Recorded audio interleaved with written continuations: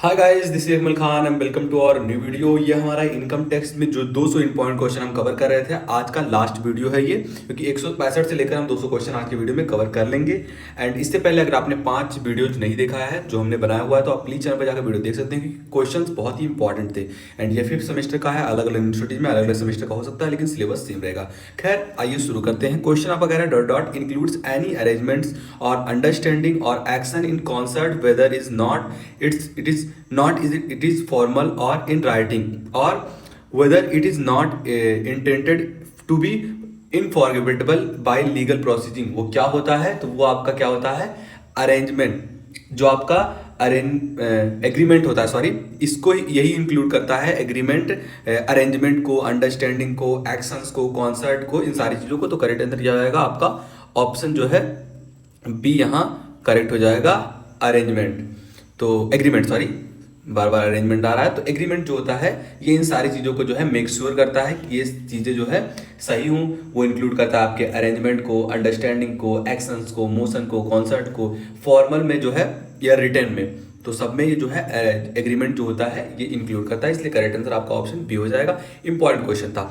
अगला क्वेश्चन कह रहा है which of the following conditions are to be fulfilled. कौन सा ऐसा कंडीशंस है, इनमें से कौन सा ऐसा कंडीशन है जो कि फुलफिल होना चाहिए, किसके लिए? For charging an income under the head of PGBP, जो आपका profit gain and business profession है, इसके अंतर्गत इनमें से कौन सा कंडीशन जो है फुलफिल होना चाहिए? तो ये सारी कंडीशंस फुलफिल होना चाहिए, चाहे आपका देयर शुड बी ये प्रॉफिट है गेन हो, बिजनेस और profession must be carried by an assessee के द्वारा कैरी किया जा रहा हो, तब भी वो पीजीपीटी में आएगा। बिजनेस और profession should be carry forwarded on at time during previous year, मतलब उसको set off and carry forward कर सकते हैं, जो कि आपका सेक्शन 70 से 79 के बीच में है, set off and carry forward के बारे में। तो उसको हम, अगर इस साल में हमारा लॉस हुआ किसी बिजनेस से, तो हम अगले साल में उसे कैरी फॉरवर्ड करके सेट ऑफ कर सकते हैं। तो ये सारी चीज़ें जो है तो किस में होती हैं? पीजीपीटी में। तो करेक्ट आंसर क्या हो जाएगा आपका? ऑप्शन जो है डी करेक्ट होगा। आगे बढ़ते हैं। अगला क्वेश्चन कह रहा है which of the following are included in business according to section 213। जो आपका सेक्शन 213 है, इनमें से कौन सी चीजें इंक्लूडेड है? तो करेक्ट आंसर क्या हो जाएगा आपका? 167 का ऑप्शन डी। कॉमर्स भी इंक्लूड है इसमें, ट्रेड भी इंक्लूड है इसमें, जो है मैन्युफैक्चर भी इंक्लूड है। किसमें? सेक्शन 213 में, बिजनेस के सेक्शन 213 में, क्योंकि सेक्शन जो है 213 जो है 213 214 बिजनेस के बारे में बताता है, हमने पिछली वीडियो में कवर किया हुआ है। तो ये सारी चीज़ों को कवर करता है, ट्रेड, कॉमर्स, मैन्युफैक्चर को। तो ऑप्शन डी करेक्ट हो जाएगा। अगला क्वेश्चन कह रहा है आपका कि एक्स जो है एक मैनेजर है ऑफ XYD LTD सिंस 2004 से वो मैनेजर है, was terminated bye A company first again, terminate किया गया किसी कंपनी के द्वारा 1 अगस्त 2018 को बाय पेइंग ए कंपनसेशन 2 लाख का 200 लाख का कंपनसेशन जो है उसे भरना पड़ा, पे करना पड़ा। सच कंपनसेशन इज, वो जो कंपनसेशन है चार्जेबल होगा या नहीं चार्जेबल होगा, कौन से सेक्शन में वो कंपनसेशन कौन ने पे किया, किस एक्ट के तहत, ये आपसे पूछ रहा है। तो 168 का आपका ऑप्शन डी करेक्ट होगा। ये चार्जेबल होगा अंडर सेक्शन 228 2A में जो है ये कंपनसेशन इसको भरना होगा, इसलिए आपका ऑप्शन डी करेक्ट होगा।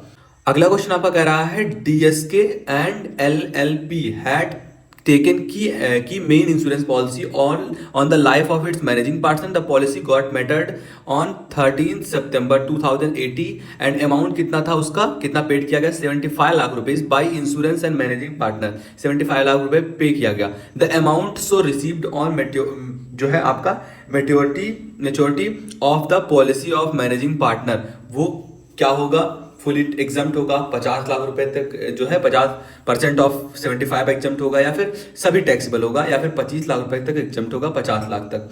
तो करेक्ट आंसर क्या आएगा आपका? ऑप्शन सी, वो सभी जो है मनी जो जितना भी ट्रांसफर हुआ है वो सब टैक्सेबल होगा।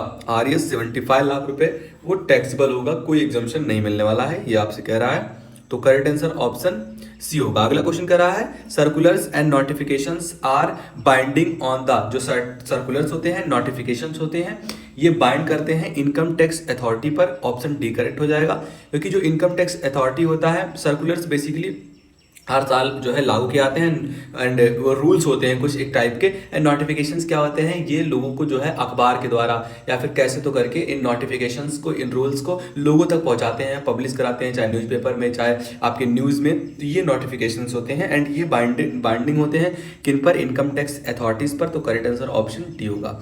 अगला क्वेश्चन कह रहा है आपसे कि who among of the following confess करता है the power of issues and, जो सर्कुलर्स एंड नोटिफिकेशंस होते हैं इनके पावर किसके पास होता है, मतलब कौन इनको पावर देता है, इन पर इनका अधिकार होता है। तो सीबीडीटी का, central board of direct tax का जो है इस पर जो है कन्फेस होता है, इनका पावर होता है। तो ऑप्शन सी करेक्ट होगा। आगे बढ़ते हैं। अगला क्वेश्चन कर रहा है amendments by finance act are made applicable from, वो अप्लीकेबल होते हैं कब से, first day from next financial year से वो अप्लीकेबल होते हैं। आपका फाइनेंशियल ईयर कौन सा होता है, 1 अप्रैल से लेकर जो आपका 31 मार्च होता है, ये financial year first day of next financial year से जो है चालू होता है। तो करेक्ट आंसर आपका ऑप्शन ए हो जाएगा। आगे बढ़ते हैं। अगला क्वेश्चन कह रहा है आपसे 173 नंबर का, एज पर सेक्शन 213 के तहत जो है the following is not include the definition of person, इनमें से पर्सन का डिफिनेशन कौन नहीं है। तो जो इनमें से पर्सन का डिफिनेशन है वो क्या नहीं है, तो ए माइनर जो है ये पर्सन नहीं होता। अगर आपने पढ़ा हो उसकी 7 टाइप के पर्सन होते हैं, तो ए माइनर जो होता है ये पर्सन नहीं है। बाकी individual and company, Hindu United family, firm, associated of person, group of people, ये सारी चीज़ें जो होती हैं, कंपनी हो गया, ये सारी चीज़ें इंक्लूड होती हैं पर्सन के डिफिनेशन में। जो आपका, अगर आपसे एक क्वेश्चन भी पूछ सकता है कि पर्सन जो है ये कौन से सेक्शन में आता है, मतलब पर्सन को किस सेक्शन में डिफाइन किया गया है, तो आप बता सकते हैं कि सेक्शन 213 में जो है पर्सन को डिफाइन किया गया है। तो करेक्ट आंसर क्या हो जाएगा आपका ऑप्शन डी, पर्सन में इंक्लूड नहीं होता है, एक माइनर को इंक्लूड नहीं किया जाता है। आगे बढ़ते हैं। अगला क्वेश्चन कह रहा है which among the following is an exception of the previous year rule, इनमें से कौन सा है जो कि एक्सेप्शन है प्रीवियस ईयर रूल का। तो वो करेक्ट हो जाएगा आपका option C, non resident engaged in shipping business में, ये आपका एक एक्सेप्शन है। बाकी ये सारी चीज़ें जो है ये प्रीवियस ईयर के रूल में आती हैं। तो ऑप्शन सी करेक्ट होगा। विच of the following is not head of income, इनमें से कौन सा है जो कि हेड ऑफ इनकम नहीं है। आई होप ये आपको क्लियर होगा कि इनमें से कौन सा हेड ऑफ इनकम नहीं है।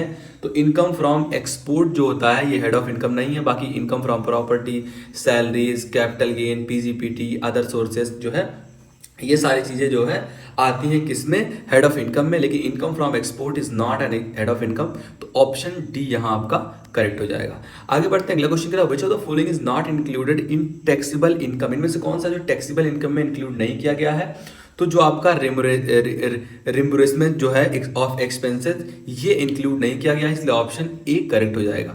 आगे बढ़ते हैं। अगला क्वेश्चन कह रहा है in case of non resident engage in shipping, अगर एक नॉन रेजिडेंट है इंगेज होता है शिपिंग में in India income earn during the financial year, तो क्या टैक्सेबल होगा, कौन से ईयर में, कौन से असेसमेंट ईयर में टैक्सेबल होगा, ये आपसे पूछ रहा है। तो 177 का आपका ऑप्शन सी करेक्ट हो जाएगा, जो है not taxable in India at same financial year and at the same time it is exception. आपने पढ़ा अभी पहले कि ये जो shipping in India non resident होकर कर रहा है तो वो जो है नॉट टैक्सेबल होगा, सेम फाइनेंशियल ईयर में वो टैक्सेबल नहीं होगा। ये बिल्कुल आपका करेक्ट है। तो करेक्ट आंसर ऑप्शन सी होगा। अगला क्वेश्चन कह रहा है आपसे कि एडिंग सरचार्ज क्या होता है, जब बहुत सारा मनी एक साथ इकट्ठा हो जाता है तो टैक्स के अलावा लगाए गए जो है चार्ज को जो है क्या कहते हैं, सरचार्ज कहते हैं। Education cess of 3% is payable on, वो पेबल होगा किस पर पेबल होगा। तो 178 का आपका ऑप्शन बी करेक्ट हो जाएगा, इनकम टैक्स प्लस सरचार्ज। क्योंकि यहाँ मैंने बताया ना आपको कि सरचार्ज क्या होता है, इनकम टैक्स के बाद लगाया गया चार्ज जो होता है ये सरचार्ज होता है। बेसिकली आपका ये 1 करोड़ के बाद से लगना चालू होता है, 50 लाख से या 1 करोड़ से लगना चालू होता है। एंड 2-5% इंडियन कंपनी होती हैं, डोमेस्टिक कंपनी होती है, इन पर कम होता है, बाहर के फॉरेन कंपनी होती है इनके पास ज़्यादा होता है। तो यही बेसिकली सरचार्ज होता है। तो ऑप्शन बी करेक्ट होगा। अगला क्वेश्चन कर रहा है the salary remuneration on compensation received by a partner is taxable under the head. अगर आप सैलरी जो है रिम्यूनरेशन और कंपनसेशन रिसीव करते हैं अपने पार्टनर के द्वारा, तो वो कौन से सैलरी के हेड, मतलब कौन से हेड में जाएगा, 5 हेड ऑफ इनकम में से, तो वो इनकम फ्रॉम बिजनेस में चले जाएगा। क्योंकि किसी भी कोई पार्टनर होता है तो वो बिजनेस रन करते हैं। अगर आप सैलरी दे रहे हैं तो एम्प्लॉयर का रिलेशनशिप होना चाहिए, तो आपका सैलरी में जाएगा। तो ऑप्शन बी करेक्ट हो जाएगा। एंड एक्सेप्शन मैंने पढ़ाया हुआ था कि एक्सेप्शन यहाँ एक सैलरी मिलता है पार्लियामेंट के मेंबर को, तो वो इनकम फ्रॉम अदर सोर्सेज में चला जाता है। क्योंकि वहाँ गवर्नमेंट के द्वारा उसे जो है पार्लियामेंट पर मतलब एक एक्सेप्शन है एक तरीके का, तो ये इनकम फ्रॉम अदर सोर्सेज में चला जाता है। पार्लियामेंट का जो सैलरी होता है पार्लियामेंट के मेंबर्स का, and salary employer and employee का रिलेशनशिप जो होता है उसे सैलरी कहते हैं। And income from other sources में ये जो पार्टनरशिप फॉर्म वगैरह होता है ये चले जाता है। तो ये कंफ्यूज नहीं होना है, सैलरी मतलब सैलरी में नहीं डाल देना है। तो ऑप्शन बी करेक्ट होगा। अगला क्वेश्चन कह रहा है जो कम रिटायरमेंट ग्रेजुएटी है रिसीव किया गया है गवर्नमेंट एम्प्लॉय के द्वारा, लोकल अथॉरिटी का है, तो वो क्या होगा? तो करेक्ट आंसर ऑप्शन आपका 180 का फुली एग्जम्प्ट हो जाएगा, ऑप्शन बी करेक्ट हो जाएगा। आगे बढ़ते हैं, ये क्वेश्चन हमने ऑलरेडी कवर कर लिया हुआ था, आपको याद हो तो। Rent free recommendation given to the employee to employer is, वो क्या होता है? अगर रेंट फ्री रिकमेंडेशन दिया जाता है तो वो आपका परक्यूजिट, उसे परक्यूजिट कहते हैं, तो ऑप्शन बी करेक्ट हो जाएगा। आगे बढ़ते हैं, अगला क्वेश्चन कर रहा है payment of gratuity act comes force, जो पेमेंट ग्रेजुएटी एक्ट है ये फोर्स में कब आया? तो 1972 में जो है ये फोर्स में आया, तो ऑप्शन डी करेक्ट हो जाएगा। बहुत ही इंपॉर्टेंट क्वेश्चन है, बहुत सारी यूनिवर्सिटीज़ में लगातार ये इसमें पूछा जाने वाला ये प्रश्न है, बहुत इंपॉर्टेंट है कि पेमेंट ऑफ ग्रेजुएटी एक्ट जो है ये 1972 में फोर्स में आया। आगे बढ़ते हैं, अगला क्वेश्चन कह रहा है आपसे कि the entertainment allowance is applicable to, जो एंटरटेनमेंट अलाउंस होता है वो बस गवर्नमेंट एम्प्लॉयज़ को मिलता है, ये प्राइवेट सेक्टर के या पब्लिक सेक्टर के एम्प्लॉयज़ को नहीं मिलता है। Entertainment allowance only applicable to government employees. आगे बढ़ते हैं, नेक्स्ट क्वेश्चन इज कि dot is the rent fixed under rent control act के अंतर्गत कौन से रेंट को फिक्स किया गया है? तो स्टैंडर्ड रेंट को फिक्स किया गया है, ऑप्शन सी करेक्ट होगा। अगला क्वेश्चन कह रहा है फॉर कंप्यूटेशन ऑफ, मतलब गणना करने के लिए, जोड़ने के लिए, of gross annual value if rent is more than expected rent, अगर रेंट आपका जो है ये एक्सपेक्टेड रेंट से ज़्यादा होता है देन वी सिलेक्ट, तो हम क्या सिलेक्ट करते हैं?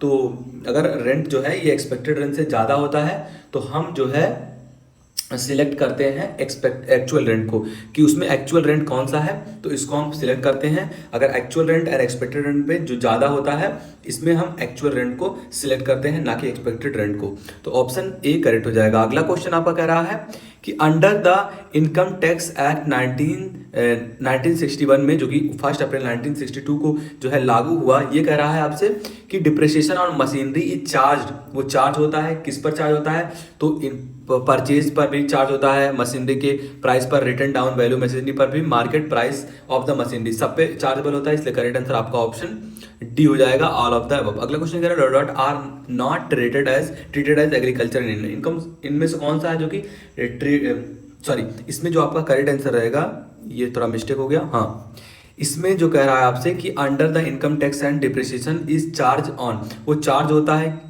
किस पर चार्ज होता है? तो करेक्ट आंसर क्या होगा आपका ऑप्शन बी, ये return down value of machinery पर चार्ज होता है, इसलिए ऑप्शन बी करेक्ट होगा। अगला क्वेश्चन आपसे कह रहा है कि dot are not treated agriculture income में किनको ट्रीट नहीं किया जाता है? तो इनकम फ्रॉम जो आपका पोल्ट्री फार्म होता है, जो मुर्गी फार्म होते हैं हिंदी में कहा जाए, या फिर आपका इनकम फ्रॉम बी हैविंग, मतलब जो मधुमक्खी पालन होता है, एंड जो आपका स्टैंडिंग क्रॉप्स जो होते हैं, इन सारी चीज़ों पर जो है एग्रीकल्चर इनकम नहीं ट्रीट किया जाता है। तो करेक्ट आंसर आपका ऑप्शन जो है डी हो जाएगा कि इन सारी चीज़ों पर एग्रीकल्चर इनकम नहीं होता है। अगर आप पोल्ट्री फार्म खोले हैं ये भी एग्रीकल्चर इनकम नहीं होगा, बी हैविंग कर रहे हैं उसमें भी नहीं होगा, अगर परचेज कर रहे हैं स्टैंडिंग क्रॉप्स है उनको बेच रहे हैं तो वहाँ भी एग्रीकल्चर इनकम नहीं होगा, इसलिए ऑप्शन डी यहाँ करेक्ट हो जाएगा। आगे बढ़ते हैं, अगला क्वेश्चन आपका कह रहा है Suman has rendered services in India and retired, 2011 में रिटायर हो गई, he then shifted and settled in Singapore, वो सिंगापुर में सेटल्ड हो गई उसके बाद, और the pension receive by him for such services would be, अब वो जो पेंशन मिल रहा है उन सर्विसेज का वो किस तरीके का होगा ये आपसे पूछ रहा है, तो 188 का ऑप्शन बी करेक्ट हो जाएगा। वो जो है deemed to occur arise in India, तो वो इंडिया में अराइज नहीं होगा, डीम्ड माना जाएगा इंडिया में, तो करेक्ट आंसर ऑप्शन बी होगा। अगला क्वेश्चन कह रहा है आपसे 189 नंबर का, education cess is levied in case of, education cess जो होता है ये लेवीड होता है सभी एसएससी पर, चाहे इंडिविजुअल हो आपका, एचयूएफ हो, कंपनी हो, इन सभी पर होता है, इसलिए करेक्ट आंसर आपका ऑप्शन डी हो जाएगा। आगे बढ़ते हैं, अगला क्वेश्चन कह रहा है आपसे कि a car is imported after 1/4/2005 के बाद इंपोर्ट किया गया by RLTD from London to use by its employees RLTD, अब कह रहा है shall be allowed depreciation on such car at, उस पर डिप्रिसिएशन जो है ये अलाउ होता है, कितने % तक अलाउ होता है? तो करेक्ट आंसर आपका ऑप्शन डी हो जाएगा। उन पर कोई डिप्रिसिएशन नहीं मिलता है, इसलिए ऑप्शन जो है आपका डी करेक्ट हो जाएगा। ऑप्शन डी करेक्ट होगा। आगे बढ़ते हैं, आपका कुछ लास्ट क्वेश्चन बचा हुआ है, जल्दी जल्दी से कवर करते हैं। कि क्वेश्चन कर रहा है certain revenue and capital expenditure on scientific research are allowed at deduction. वो अलाउ किया गया है डिडक्शन के रूप में किन पर? तो जो आपका करेक्ट आंसर हो जाएगा ऑप्शन बी हो जाएगा। 3 years immediately before the commencement of business. तो यहाँ तक अलाउ होता है, उसके बाद जो है सर्टेन वैल्यू पर capital expenditure on scientific research is not allowed. आगे बढ़ते हैं, अगला क्वेश्चन कर रहा है आपसे कि preliminary expenses incurred are allowed allowed होता है 5 इक्वल इंस्टॉलमेंट में, मतलब 5 इक्वल इंस्टॉलमेंट बनाते हैं तो वहाँ जो है प्रीमिनरी एक्सपेंसेस जो है इनकर्ड किए जाते हैं। तो करेक्ट आंसर ऑप्शन बी होगा। अगला क्वेश्चन 193 नंबर का आपसे कह रहा है in case of SSC follows mercantile system according to bonus or compensation to employees are allowed at deduction. वो डिडक्शन के रूप में अलाउड होते हैं कब कहाँ तक? तो करेक्ट आंसर क्या हो जाएगा आपका 193 का ऑप्शन सी करेक्ट हो जाएगा। ड्यू बेसिस बस सब्जेक्ट टू सेक्शन 43B में जो है अलाउ होगा, इसलिए करेक्ट आंसर ऑप्शन सी होगा। अगला क्वेश्चन कर रहा है for person carrying on profession. कोई पर्सन है कैरी कर रहा है अपने प्रोफेशन को, tax audit compulsory it gross receipt of the following previous year exceed करता है, तो उसके बाद उसको कंपलसरी टैक्स ऑडिट भरना पड़ेगा। कहाँ तक, कितने रुपए तक क्रॉस करता है? तो 195 का आपका ऑप्शन बी 194 का आपका ऑप्शन जो है सी करेक्ट हो जाएगा। 10 लाख रुपए तक वो क्रॉस करता है, उसके बाद उसको जो है टैक्स ऑडिट कंपलसरी हो जाता है। अगला क्वेश्चन कह रहा है 195 नंबर का आपका 195 नंबर का क्वेश्चन कह रहा है tax audit is compulsory in case of person carrying on business whose gross turnover sale receipt in case में भी एक्सीड। अब यहाँ पूछ रहा है कि पर्सन कैरी कर रहा है अपना whole gross turnover sale receipt कितने लाख रुपए तक जो है उसको, उसके बाद उसको टैक्स जो है देना पड़ेगा। एक्सीड करता है तो 40 लाख रुपए तक एक्सीड करता है तो उसे जो है भरना पड़ेगा रिसिप्ट वगैरह जो है। करेक्ट आंसर क्या हो जाएगा? टैक्स ऑडिट भरना पड़ेगा 40 लाख तक, उसके बाद जो है ऑप्शन बी करेक्ट होगा। अगला क्वेश्चन कह रहा है in case of assessee is engaged in business of civil construction.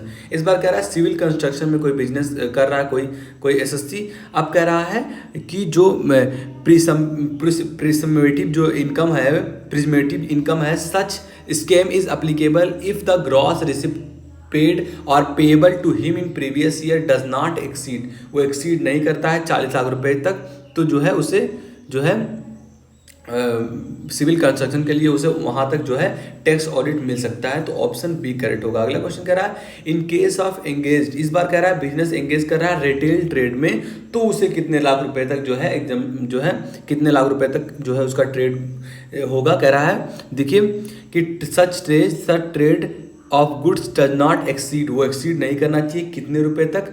तो करेक्ट आंसर क्या हो जाएगा आपका ऑप्शन सी 40 लाख रुपए तक जो एक्सीड करता है। तो इतना 40 लाख रुपए तक नहीं होना चाहिए, उसके कम हो तो सही है, उसके बाद होगा तो जो है टैक्स ऑडिट भरना पड़ेगा। 198 नंबर का क्वेश्चन कह रहा है आपका a entitle to children education allowance 80 रुपये पर मंथ है फॉर 3 चिल्ड्रेन। एक जो आपका अमाउंट है 240 रुपये हो जाता है। इट विल बी एक्सटेंड वो एक्सटेंड किया जाता है 200 रुपये पर मंथ तक एक्सटेंड जो है उसे एग्जाम्प्ट किया सकता है, इसलिए करेक्ट आंसर ऑप्शन ए हो जाएगा। कुछ लास्ट के क्वेश्चन ही बचे हुए हैं। 199 नंबर का क्वेश्चन कह रहा है आपका A gifted of his a gift R जो है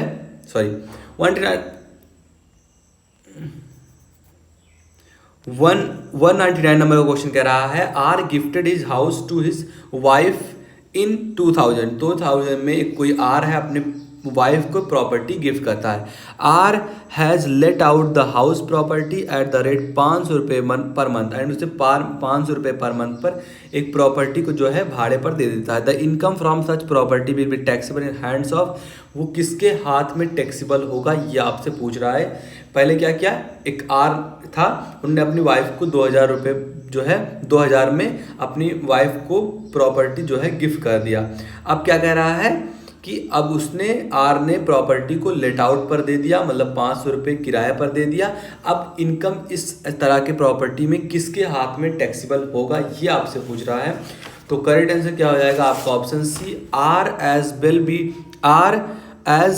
एज ही विल ट्रीटेड जो है आपका R as he will treated to as he will be treated as a deemed owner and levied to tax, मतलब उसे डीम्ड ओनर माना जा सकता है भले ही उनने अपने वाइफ को गिफ्ट कर दिया है, क्योंकि हमने पढ़ा हुआ था कि अगर जो ये होते हैं अपने मतलब टैक्स से बचने के लिए अपने बच्चों पर अपनी बीवी पर जो है ये ट्रांसफ़र प्रॉपर्टी को कर देते हैं ताकि उन्हें टैक्स ना भरना पड़े, लेकिन वो डीम्ड ओनर माने जाते हैं इसके। तो करेक्ट आंसर ऑप्शन सी होगा। अगला क्वेश्चन कर रहा है, बहुत इंपॉर्टेंट क्वेश्चन है कि इनकम टैक्स जो है ये किस तरीके का टैक्स है। बहुत ही इंपॉर्टेंट क्वेश्चन है, बहुत ही ईजी है। तो इनकम टैक्स डायरेक्ट टैक्स होता है, आप सभी को पता होगा। अब इसके बाद 200 क्वेश्चन हमने कवर कर लिया, अब हम थ्योरी की ओर जाएंगे। थ्योरी में एक सेक्शन से लेकर जितने भी इनकम टैक्स के सेक्शंस हैं सारे सेक्शंस को कवर करेंगे, चाहे आपका डिडक्शन 80 से 80 यू का हो, carry forward set off and carry forward 70 79 हो, एंड जो भी आपका है सारे हम कवर करने वाले हैं। हाउस प्रॉपर्टी का, सैलरी का, जो पीजीपीटी का, इनकम फ्रॉम अदर सोर्सेज में क्या होता है, बिजनेस का कौन सा सेक्शन है, इनकम टैक्स का कौन सा सेक्शन है, कौन इनकम टैक्स के लिए, सारा मतलब हम सारा कुछ क्वेश्चन कवर करने वाले हैं एंड धीरे धीरे सेक्शंस को कवर करेंगे। तो उसकी प्लेलिस्ट आप देख लेना, इसका प्लेलिस्ट और उसका प्लेलिस्ट बोलिएगा तो अलग बना देंगे, तो सेम में ही प्लेलिस्ट बना देंगे। बाकी इसका 200 क्वेश्चन कवर हो चुका है। होप आपको वीडियो पसंद आएगा, वीडियो पसंद आएगा तो लाइक करना, चैनल पर नए चैनल को सब्सक्राइब कर लो। मिलते हैं आपसे अगली वीडियो में, तब तक के लिए बाय बाय।